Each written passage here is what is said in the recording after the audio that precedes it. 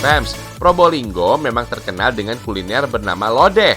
Lodeh yang identik dengan masakan berkuah ini ternyata cocok loh ditambahkan dendeng ikan lemuru untuk tambahan gizinya. Selain nikmat, daging ikan lemuru juga terkenal baik untuk kesehatan loh. Kandungan omega 3-nya cukup tinggi, sehingga bisa mencegah penyakit jantung. Selain ikan lemuru, bahan yang digunakan untuk pembuatan lodeh masih sama dengan lodeh pada umumnya. Ada juga tambahan daun mangrove yang berfungsi untuk mencegah epilepsi tuh. Oh iya, dendengnya dipotong-potong kecil supaya mudah dikonsumsi. Fams, sayur lodeh sebagai salah satu makanan khas Indonesia yang paling digemari loh. For your info nih, menurut pakar kuliner, lodeh menjadi hidangan tradisi yang berkaitan dengan kejadian di masa kejayaan peradaban Jawa Tengah pada abad ke-10. Bahan dan pembuatannya juga sederhana banget loh. Lodeh menjadi menu sayuran yang dibuat selama terjadi letusan besar-besaran Gunung Merapi pada tahun 1006. Untuk masyarakat Yogyakarta, sayur lodeh dihidangkan pada prosesi selamatan yang dilambangkan sebagai tolak bala. Hal ini tidak lepas dari beberapa bahan yang harus digunakan untuk pembuatan sayur lodeh. Meskipun asal-usulnya dari Jogja, sayur lodeh khas Probolinggo ini juga nggak kalah nikmat loh fams. Apalagi ditambah dengan dendeng yang identik disajikan kering dan renyah. Sedap! Di Probolinggo sangat mudah untuk mendapatkan ikan lemuru fams. Soalnya wilayah ini masih berbatasan langsung dengan laut. Pokoknya hasil laut dari perairan Probolinggo nggak usah diragukan lagi deh.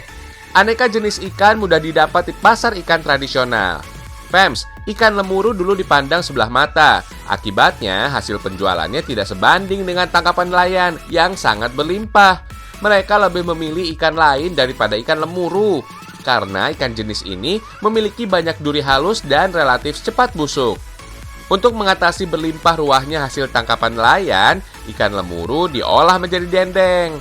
Oh iya, inovasi dendeng ikan lemuru ini masih memakai bahan yang mirip seperti dendeng daging fams.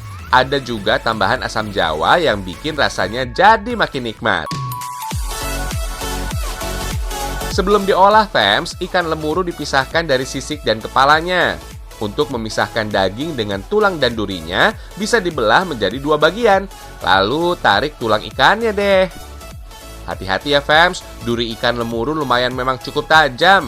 Selanjutnya, daging ikan lemuru dihaluskan dengan mesin sederhana. Dalam satu hari biasanya membutuhkan sekitar 80 kg daging ikan lemuru yang diolah menjadi dendeng. Dendeng dikenal sebagai salah satu cara untuk mengawetkan daging. Selain kering, tambahan garam juga bisa membuat umur dendeng menjadi lebih lama. Aneka bumbu juga sakti mengurangi bau amis khas ikan lemuru tuh. Tinggal cetak dendeng lemuru aja deh. Daging ikan lemuru juga dibuat tipis, biar proses pengeringannya tidak membutuhkan waktu yang lama. Dulu fams, ikan lemuru disebut juga dengan ikan krismon karena jumlahnya berlimpah dan dijual dengan harga yang murah pada masa krisis moneter. Tinggal dijemur aja deh. Proses penjemuran nggak boleh dilakukan sembarangan ya. Sinar matahari tidak boleh terlalu panas karena bisa membuat permukaan dendeng retak. Sebaliknya juga, kalau sinar mataharinya kurang panas, bisa memudahkan bakteri untuk tumbuh di seluruh bagian dendeng. Fams, dendeng yang sudah kering ini bisa menyusut hingga sepertiga bagian loh. Jadi, dari 80 kg daging basah, hanya meninggalkan sekitar 26 kg dendeng lemuru aja tuh.